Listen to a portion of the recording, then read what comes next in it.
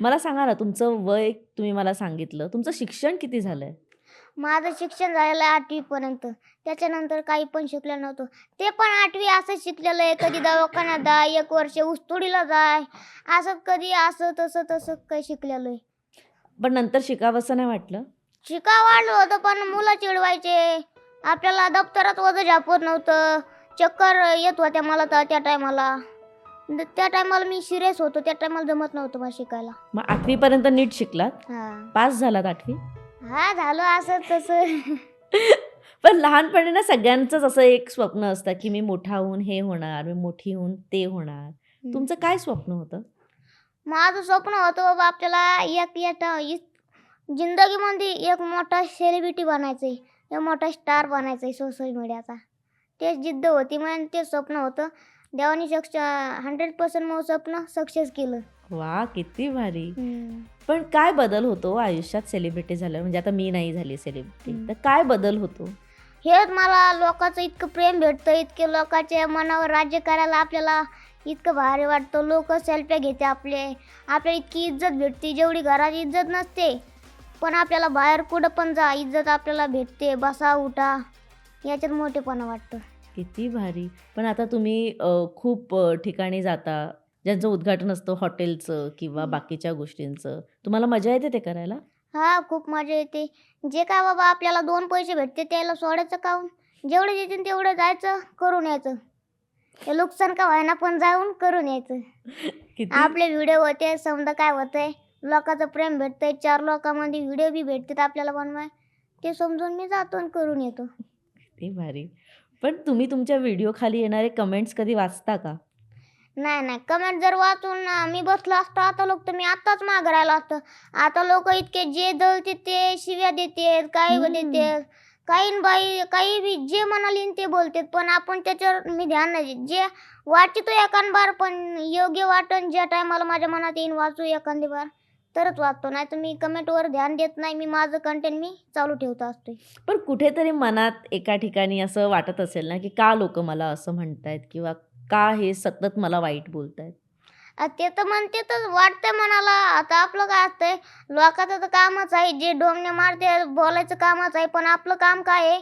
आपलं काम आहे फक्त जे आपण कामावर फोकस ठेवलेला आहे, त्याच कामावर आपण फोकस ठेवला पाहिजे. हं. फालतू कामावर फोकस केल्यावर ते आपण मागं जिथं होतो तिथंच राहतो ना आपण. हां. त्याच्याकडे ध्यान देऊन नसते चलत. म्हणजे आता इकडं कानाचा आणि डोळ्याचा 4 बोटं फरक आहे. जोपर्यंत आपण डोळ्याने बघणार नाही तोपर्यंत ते काही करायचं नाही. ज्या टायमाला आपण डोळ्याने बघतो त्या टायमालाच मग आपण काहीतरी करू शकतो. बापरे! एवढुशा वयात हे सगळं मोठं-मोठं बोलायला कुठून शिकलात? आपल्याला पहिल्यापासून बोलायचं नाद आहे. आपण गावठी माणूस आहोत. टॉपचा विषय आपला आ? कालूदान. तुम्हाला भीती नाही वाटत नाही, कसली? नाही. आपल्याला भीती नसती वाटत. आपण गावाकडे रानामध्ये हिंडतो. पण असे एक असतं डुकरं नेन आपल्या मोहरून पळत भेट नाहीत आपण कोणाला. पण एक असतं ना, प्रत्येक माणसाला कसली तरी भीती वाटते. तुम्हाला कसली वाटते भीती? नाही. आपल्याला कसलीच भीती वाटत नाही. फक्त भीती वाटते मरण. ज्या टायमाला येईन त्या टायमालाच जाईन. बापरे! भीती अशी कोणालाच नाही भेट मी. बाई! पण आता जे आधी तुमच्यासोबत होते मित्रमंडळी, जेव्हा तुम्ही फेमस नव्हतात आणि आता तुम्ही फेमस झालाय, तर त्यांच्या वागण्या बोलण्यात बदल झालाय तुमच्या बाबतीत? आता जे मला बोलत नव्हते ते खूप भारी म्हणते मला ते आपुल्या संग शिकला नाही गण तो आपला मित्र प्रभू शेळके पण आज तो शिकून किती मोठा झालाय आपल्यापेक्षा आपण इतकी शिकून आपले काही उपयोग नाही झाला पण आज ते काहीतरी करतोय इतक्या मोठ्या मोठ्या लोकात हिंडतोय इतक्या मोठ्या मोठ्या म्हणजे दुकानाच्या ओपनिंगला जातोय इतका सन्मान कस का भेटतो त्याला म्हणलं मी मेहनत केली तुमच्याकडे ध्यान नाही दिलं म्हणून तर आज मी त्या टायमाला मी तुम्हाला म्हणत होतं यार जाऊ द्या नका तुम्ही तसं बोलू मला मी माझ्यासोबत मैत्री करा पण ते ऐकत नव्हते पण आता मी त्यांना बोलतो जाऊ द्या मागच्या गोष्टी झालेल्या गोष्टी द्या सोडून जसं आहे कालूडान जसा आहे तसाच राहतोय आणि जिंदगीभर तसाच राहणार भारी. किती मित्र आहेत तुमचे? होते त्या टायमाला 4-5 आहेत तर ते आता गेले आपण आपल्या म्हणजे कुणी शिकायला गेलं इकडं तिकडं आता गावात नाहीत राहत मग आता कोण आहे तुमचा मित्र? सगळ्यात खास मित्र कोण आहे?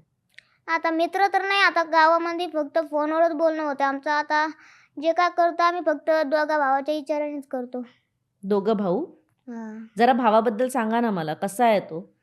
तो बी खूप चांगला आहे, म्हणजे माझे व्हिडिओ एडिट करून देतो. हां. मला शिकवतो, म्हणजे जर जे समजत नसतं मला ते सांगतो समजून. त्याला इंग्लिश येते, मला इंग्लिश येत नाही. तो शिकतोय का? शिकतोय. मग त्याला तुम्ही शिकवता का? मलाच येत नाही, मी त्याला कुठून शिकवणार? नाही, पण ही जी दुनियादारी आहे हं. किंवा कसं वागायचं, कसं बोलायचं, जसं घाबरायचं नाही, जसं आता तुम्ही माझ्याशी बोलताय तसं त्याला सांगितलंय का? सांगितलं त्याला. मग तो तुमच्यासारखाच आहे बिनधास्त? आता काय माहित त्याला आता त्याच्या हृदयामधलं त्याला माहित, आता बोलता येते की नाही मला नाही माहित. हां. आपण तर आपलं सांगणं शिकवणं काम आहे. जेवढं आपण करतो, जेवढं समजून आपल्याला तेवढं सांगतो आपण पुढच्याला. मराठी मनोरंजन सृष्टीमधील मालिका, चित्रपट, नाटक तसेच कलाकारांबद्दलच्या नवीन अपडेट्स जाणून घेण्यासाठी नक्की सबस्क्राईब करा इट्स मज्जा मराठी या आपल्या नवीन यूट्यूब चॅनलला.